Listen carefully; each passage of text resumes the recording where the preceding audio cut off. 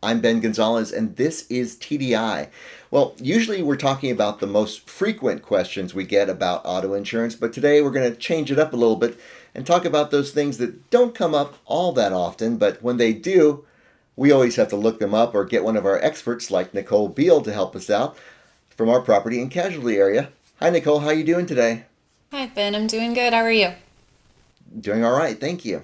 So, let's just jump into it. These are questions, like I said, that don't come up every day, but do pose some confusion for consumers. Like when you rent a car, should you accept the insurance from the rental car business, or is that something that you're already covered for?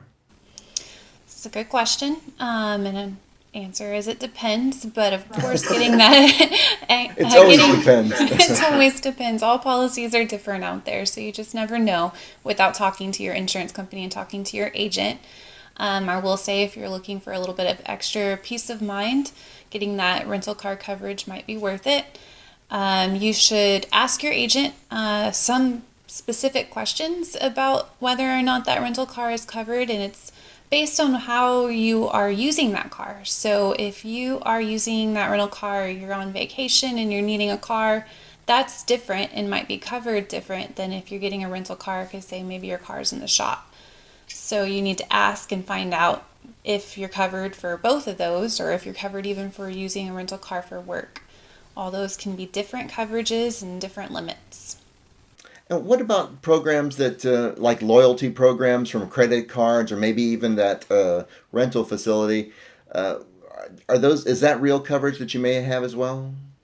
So those are options for coverage. They're not technically insurance, so we can't help you at the Texas Department of Insurance with those, but they are available. Okay, so maybe start with a call to your regular auto insurance and ask them what kind of coverage you have. Uh, in a similar vein, if you're borrowing a neighbor's car or maybe a family member's car, whose insurance covers you there?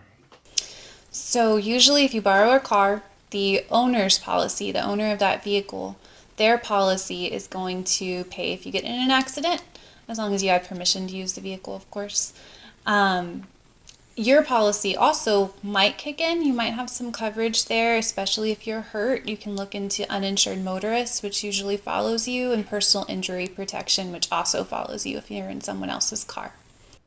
Now, when we were talking before we got started, you said if this is something that you're doing more than just occasionally, you might want to talk to an agent about that as well. Right. If you're frequently borrowing a car, you want to ask your agent about non-owners coverage. That can cover you when you're borrowing cars often. You said it's called not owner's car? Non-owners. Oh, non-owner's coverage. Okay, very good. Hadn't heard about that one. Another kind of unusual situation that comes up, I would say infrequently or maybe never for me, but when you buy a new car, do you need something called gap insurance? And secondly, what is gap insurance? Sure. So, that new car, they always say as soon as you drive off the lot, it's dropping in value by a lot. So, at that point in time, and maybe for a little while after, you're going to end up having a loan that's more than your car's worth. And so, if you have an accident, if you total that car, the insurance is going to pay what your car's worth, not what you owe on it. So you might have a gap there, and that's what they call gap coverage. So gap coverage is protecting you from that hole. They'll pay the extra. Companies call it different things, but ask your agent. I'm sure they can point you in the right direction on how to get protection on that. Okay, so again, ask your agent for details on whether or not you need that. Um, and again, so that's something, while the car is very new, your loan could be larger than what the vehicle is worth. Is there a point in time where you may want to talk about dropping that coverage? Yes, definitely remember that. So it's usually about 2 years, but it's whenever you owe less than your car is worth. Okay, so the value of the car is important there. Yes. And you can check that on your own online. Different websites can help you find the value of your vehicle. And talk to your agent again because they're familiar with these situations more than the consumer side, which deals with it infrequently. That's their business there. Well, thanks, Nicole. I know we're just kind of scratching the surface here, but we wanted to kind of hit on these because, frankly, I didn't know the answers to them.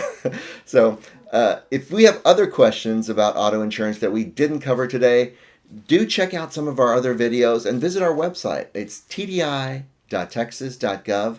You can also call our helpline if you have a specific question.